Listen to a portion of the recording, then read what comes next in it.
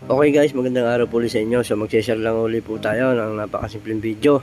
Ito, so ating pong Muse 40. So medyo hagok yung motor ko. And yun nga, pag nagtuthrottle ako, wala siyang dala o wala siyang acceleration.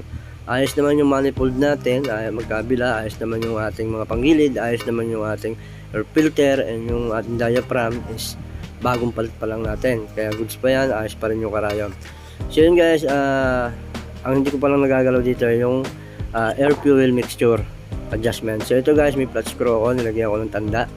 And yun na nga, isasarado muna natin guys yung ating air fuel mixture, yung pinakahangin adjustan ng ating carburetor. So close muna natin yan guys, clockwise.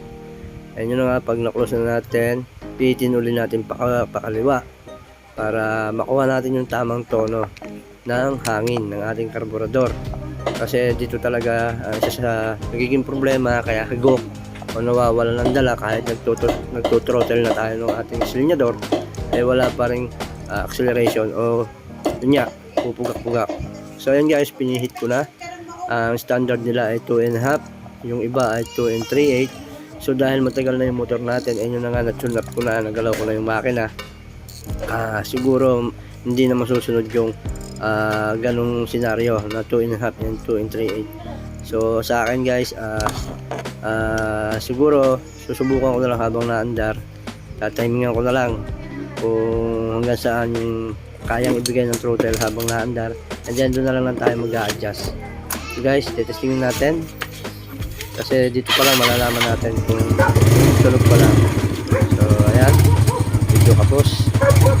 Yung nga, pag hinihigit natin yung silinyador, bugak, mawawala. Kaya ito, adjust ulit tayo guys. Make sure lang guys na walang problema yung mga manifold nyo para masigurado. Ito guys, adjust ulit ako pakaliwa. So ito ay mahigit sa 2.5 ni guys. And testing ulit natin. So ayan, lupakan naman natin. Hindi pa rin siya ganun kaklaro. Kaya ayan, adjust lang tayo ng adjust hanggang makuha natin yung pinaka magandang tono ng ating carburetor.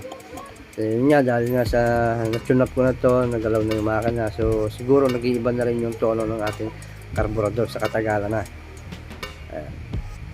Hanapin lang natin guys yung tamang, then pag nahanap natin yung tono, siyempre doon sa throttle mag-a-adjust din tayo kapag okay na dito sa baba sa ating air fuel mixture adjustment. Ayan.